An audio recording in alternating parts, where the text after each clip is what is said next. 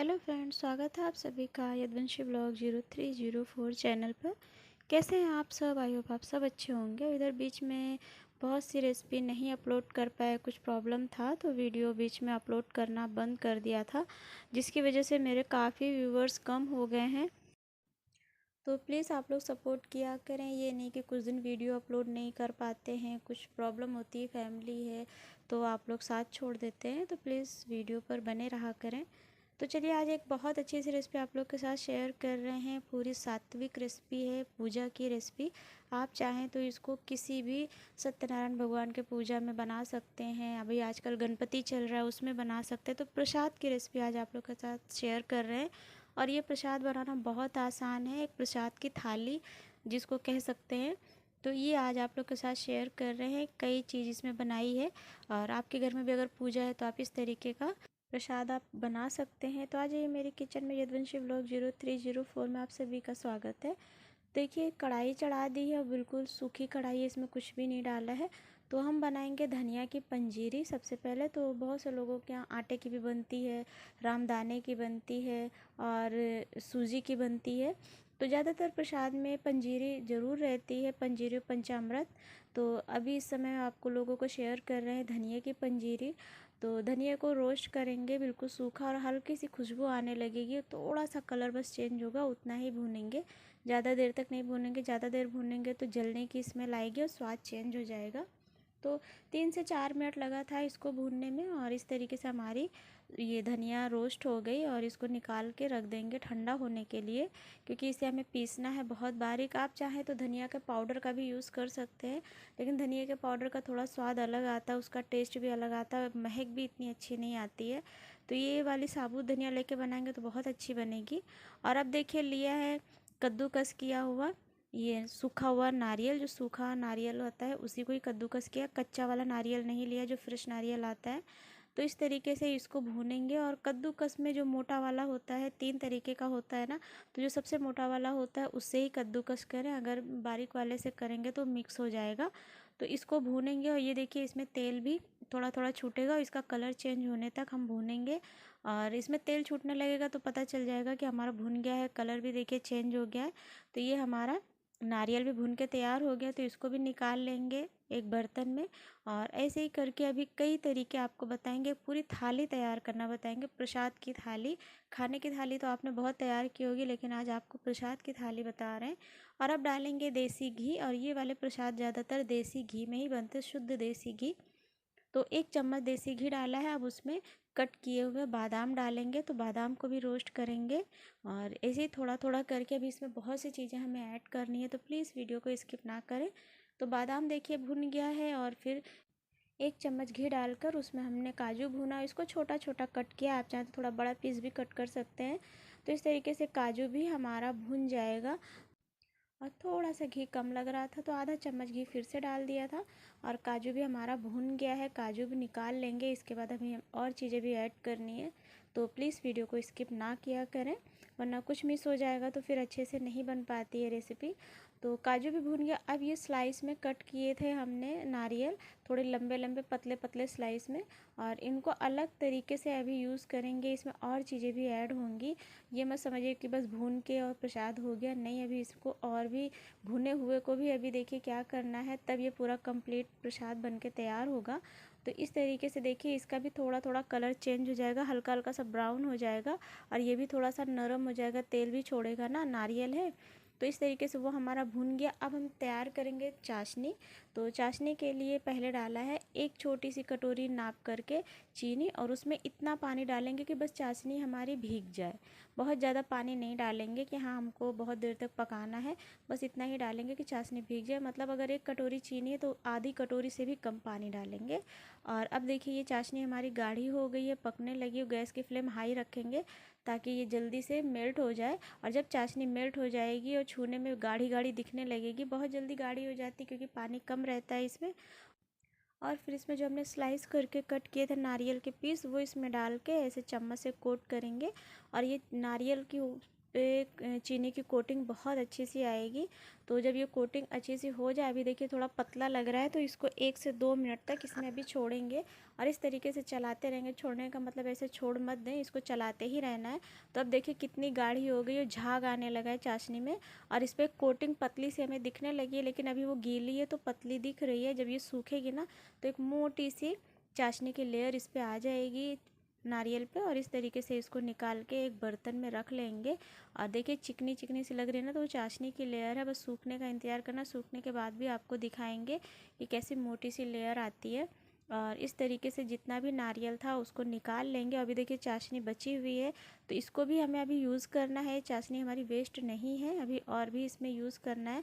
तो आपको आगे दिखाएंगे कि किस तरीके से भी ये वाली चाशनी भी और हमें यूज़ करना है।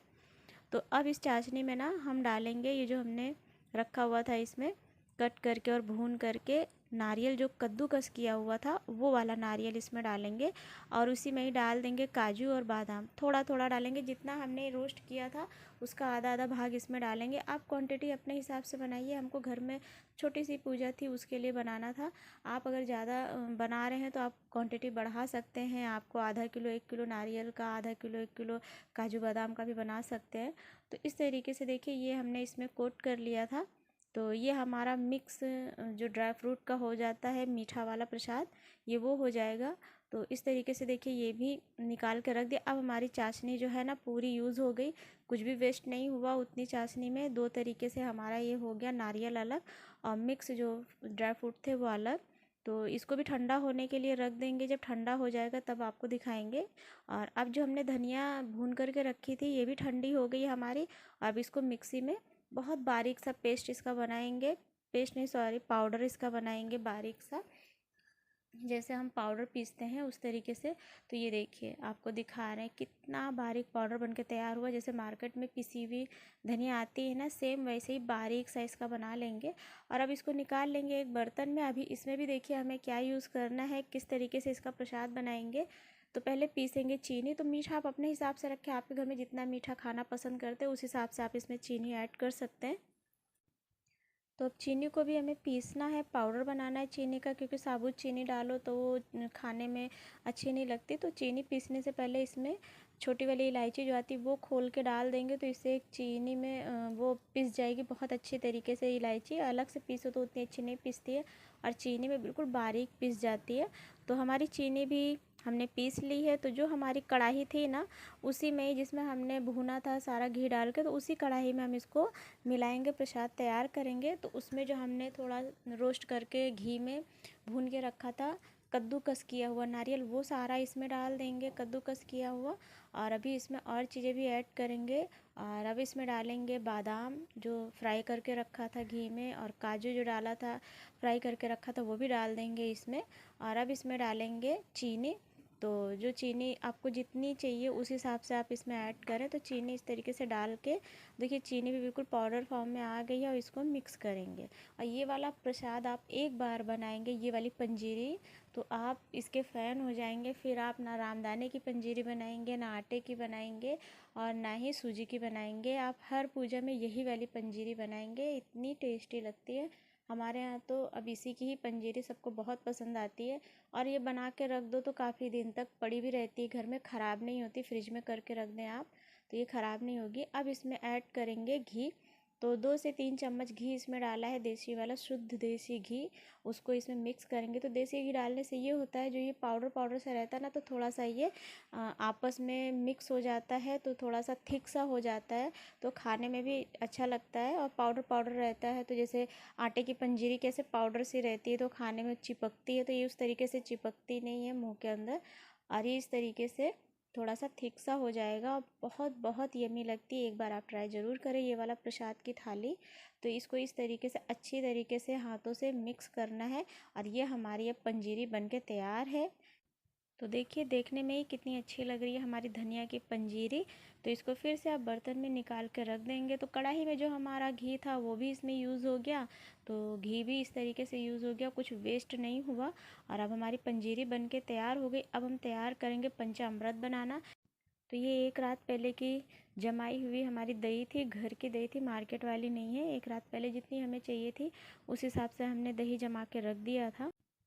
तो दही को एक बड़े से बर्तन में निकालेंगे और जो भी इसमें अभी और भी चीज़ें ऐड करनी है तो प्लीज़ देखते रहें कैसे कैसे पंचामृत बनाते हैं।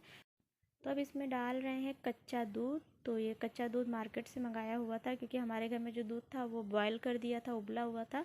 तो पंचामृत में कच्चा ही सब यूज़ होता है, तो कच्चा दूध अलग से मंगाया था। अब इसमें डालेंगे देसी घी।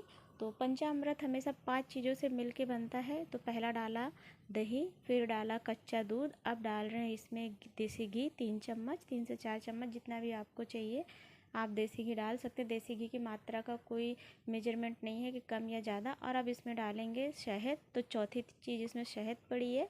तो इसी तरीके से भी 4 चीज़ ऐड हुई हैं। अब इसमें 5वीं चीज़ जाएगी। तो 5वीं चीज़ इसमें ऐड करेंगे हम ये ड्राई फ्रूट। तो ड्राई फ्रूट में अभी इसमें डाला है किशमिश कच्ची, और भुना नहीं है। और ये जो कच्चा ड्राई फ्रूट है, काजू बादाम किशमिश और चिरौंजी और नारियल, ये सब हमने इसमें कच्चा डाला है, भुना हुआ नहीं है। और ये नारियल थोड़ा थोड़ा मोटा मोटा कट करके डाला है, नारियल कद्दूकस करके नहीं डाला है, क्योंकि थोड़ा मोटा मोटा कट करके डालो तो अच्छा लगता है जब मुंह में पड़ता है। तो नारियल क्या करें फूलने के लिए, तो पहले थोड़ी देर के पहले आप इसको दूध में या पानी में भिगो के रख सकते हैं, तो जल्दी से फूल जाता है नारियल। और अब इसमें डालेंगे पिसी हुई चीनी। तो पिसी हुई चीनी आप अपने हिसाब से डालें, आपको जितना मीठा चाहिए, शहद और चीनी आप उस हिसाब से डालें। अब इसको इसमें मिक्स करेंगे अच्छी तरीके से। जितना गाढ़ा चाहिए वो भी आपके ऊपर है, वैसे गाढ़ा ज़्यादा अच्छा लगता है, लेकिन कहीं कहीं बहुत पतला बनता है। तो आपको जैसा चाहिए पानी इसमें डाल सकते हैं या कच्चा दूध इसमें डाल सकते हैं। वैसे पानी तो नहीं पड़ता है पंचामृत में, लेकिन आप चाहें तो इसमें दूध की मात्रा बढ़ा सकते हैं और इससे ये पतला हो जाएगा। तो इस तरीके से हमारी पूरी थाली बन के तैयार हो गई प्रसाद की। तो चलिए फिर प्रसाद की थाली लगाते हैं। तो बड़ी सी एक प्लेट ली है, उसमें सबसे पहले रखेंगे पंजीरी। और ये रात का टाइम था तो बराबर लाइट की रोशनी अच्छी नहीं आ रही थी, तो थोड़ा सा काला सा दिख रहा था, तो प्लीज़ इग्नोर करें, दिन में बड़ी अच्छी रोशनी आती है। और अब रखेंगे जो हमने स्लाइस में नारियल रखा था चीनी के साथ, पाग बनाते हैं जिसको, पाग बना के रखा था वो रखेंगे। फिर जो मिक्स ड्राई फ्रूट का पाग बनाया था वो एक साइड में रखेंगे। तो छोटी थाली लगाएं चाहे बड़ी थाली लगाएं, जिस हिसाब से आपको लगाना आप इसमें लगा सकते हैं। और अब एक साइड में रखेंगे कच्चे ड्राई फ्रूट जो मिक्स करके रखेंगे, एक साइड में तो पाग वाले रखें, एक साइड में कच्चे वाले रखेंगे, सारे मिक्स फ्रूट ड्राई फ्रूट जो होते हैं। और अब इसमें डालेंगे और क्या रखेंगे वो भी देखते जाइए, तो प्लीज़ वीडियो पर बने रहें। और अगर नए आए हैं तो सब्सक्राइब करके जाएं अगर आपको ये प्रसाद की थाली पसंद आ रही है। तो अब एक कटोरी में जो हमने पंचामृत बना के रखा था उसको रखेंगे। तो इतना गाढ़ा था कि निकालते वैसे सोचा डाल के निकाले, नहीं निकालते बना, तो फिर चम्मच से उसमें डाला है। तो अब एक कटोरी में देखिए रखा है मक्खन। तो ये घर का निकाला हुआ मक्खन था, शुद्ध मार्केट वाला, इसमें कुछ भी यूज़ नहीं हुआ है, मार्केट का मक्खन भी नहीं है, घर का बनाया हुआ मक्खन है। तो ये बनाई थी थाली जो हमने जन्माष्टमी के प्रसाद की बनाई थी। लेकिन आप ये प्रसाद की थाली किसी भी सत्यनारायण भगवान की कथा में भी रख सकते हैं, या आजकल गणेश चतुर्थी भी चल रही, उसमें भी प्रसाद तो प्रसाद होता है, आप कहीं भी यूज़ कर सकते हैं, किसी भी पूजा में यूज़ कर सकते हैं। तो ये उनकी थी, जन्माष्टमी की थी, तो उनकी तो हर पूजा में हमें तुलसी का पत्ता रखना पड़ता है, तो इसलिए सब में तुलसी का पत्ता रखा हुआ था। आप अगर और किसी भगवान की पूजा में अगर यूज़ कर रहे हैं तो ये तुलसी का पत्ता ना रखें, शिव जी की पूजा में यूज़ कर रहे हैं तो भी तुलसी का पत्ता ना रखें, या सत्यनारायण भगवान की कथा में अगर आप ये थाली बना रहे तो तुलसी का पत्ता रख सकते हैं। तो ये उसी में बनाया हुआ ये हमारा प्रसाद की थाली थी, जन्माष्टमी के प्रसाद की थाली। तो कैसी लगी आपको ज़रूर कमेंट करके बताइएगा। और हाँ, आप अपने घर में ये थाली बना के ज़रूर देखें, ज़रूर आपको पसंद आएगी, ये मेरी गारंटी है। और ये बहुत जल्दी भी बन जाती है, प्रसाद की थाली बहुत आसानी से बन जाती है। पूजा तो चलती रहती है, अभी नवरात्रि आ रहा है और अब तो पूजा चलती ही रहती है, वैसे भी लोग घर में पूजा पाठ करते ही रहते हैं। तो आप इस तरीके से थाली बना सकते हैं। पंचामृत बनाने का बहुत आसान तरीका बताया, बहुत से लोगों को नहीं याद रहता पंचामृत में क्या क्या पड़ता है, कैसे पड़ता है। तो आप इस तरीके से बिल्कुल परफेक्ट पंचामृत बना सकते हैं। और पंचामृत तो हर पूजा में इस्तेमाल होता है। तो चलिए फिर आपके साथ नई रेसिपी शेयर करेंगे। और बीच में कुछ प्रॉब्लम थी इसलिए वीडियो नहीं डाल पा रहे थे, 8-10 दिन मेरा मिस हो गया, तो प्लीज़ उसको समझा करें और इस तरीके से ना किया करें कि व्यूअर्स चले जाते हैं फिर वापस नहीं आते। तो अभी डेली कंटिन्यू आपको नया वीडियो मिलता रहेगा।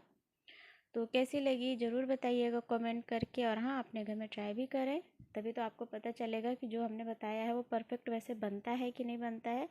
तो ज़रूर ट्राई कीजिएगा अपने घर में। और अगर मेरे चैनल पर नए आए हैं, आपको थोड़ी सी भी रेसिपी पसंद आ रही है मेरी, तो प्लीज़ चैनल को सब्सक्राइब करके जाएं और बेल आइकन का बटन ज़रूर प्रेस करके जाएं, ताकि आपको जब भी कोई नई वीडियो अपलोड करें तो आपको उसकी नोटिफिकेशन मिल जाए, आपसे वीडियो मिस ना हो और आप वीडियो देखें। आपको रेसिपी अगर पसंद आ रही है तो अपने घर में बनाइए, खाइए, एंजॉय कीजिए, अपने परिवार वालों को खिलाइए।